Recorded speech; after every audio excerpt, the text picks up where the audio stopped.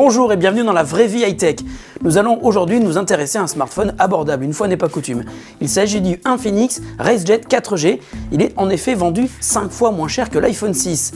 Mais qui est Infinix? C'est une marque qui vient de Hong Kong, mais le design des appareils est conçu en France, du moins pour les modèles qui sont vendus en Europe. C'est parti pour la vraie vie high-tech. Le RaceJet 4G se veut un smartphone de milieu de gamme. Le look rappelle étrangement celui du Galaxy S3. On note une allure générale très sympa et il est dispo en plusieurs coloris.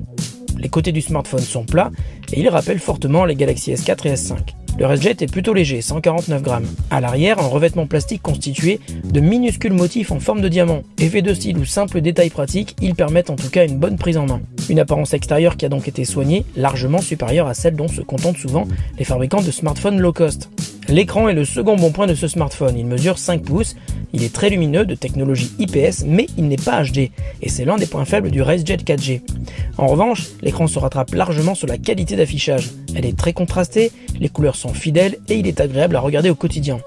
Et heureusement car la qualité d'écran fait ainsi oublier sa résolution moyenne. Le RaceJet 4G tourne sous Android KitKat 4.4.2, mais qui est dissimulé sous une surcouche très marquée, Go Launcher EX. On aime ou on n'aime pas, mais cette skin modifie l'intégralité des icônes de base de Android. Si vous envisagez d'acheter le RaceJet 4G, il est bien sûr possible d'installer un autre launcher comme Google Launcher ou Apex Launcher. L'accès aux paramètres nous permet d'apprécier le travail qui a été fait sur l'interface. Tout est très clair, les raccourcis les plus importants sont là, mais il faut aimer la couleur orange, dont le choix est discutable. Un noir ou une couleur plus contrastée aurait permis de rendre l'ensemble plus lisible. Un passage sur AnTuTu Benchmark donne un score de 18 815, ce qui le place au niveau des performances du Google Nexus 4, sorti en 2012. Le processeur du RaceJet 4G est un quad-core Mediatek à 1,3 GHz. Il embarque 1 Go de RAM, ce qui est beaucoup plus que ses concurrents dans ses gammes de prix. Il propose également 8 Go de stockage et un port micro SD pour étendre sa capacité.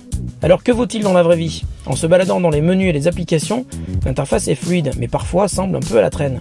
Si le RaceJet 4G ne semble pas être un foudre de guerre pour le jeu en 3D, nous avons quand même été surpris de le voir très à l'aise avec Asphalt 7, jeu installé d'origine sur le smartphone. Les courses sont fluides, l'impression de vitesse est bien présente, le tout sans ralentissement. Nous avons eu un peu plus de mal avec Angry Birds Go, qui saccade assez vite, mais qui reste malgré tout jouable. À l'arrière de l'appareil, un capteur photo de 8 mégapixels. Nous avons pris quelques images dont le rendu est de qualité plutôt correcte, même si les couleurs sont un peu saturées. En basse lumière, c'est un peu plus compliqué, mais il est équipé d'un flash double LED qui pourra vous assister.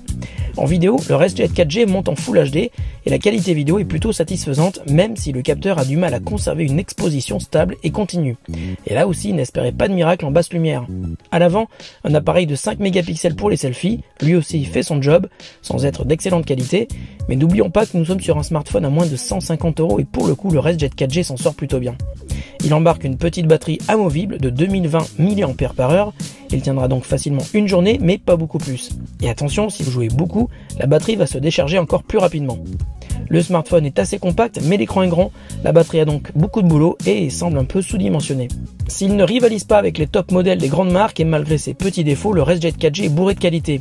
Son très bon écran, même sans HD, la compatibilité 4G, la quantité de RAM et le port micro SD, le tout pour 149 €.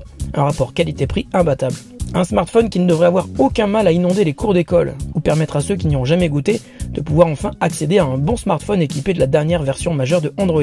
Pour ces raisons, le RaceJet 4G mérite notre coup de cœur et fera oublier beaucoup d'a priori sur les smartphones low cost.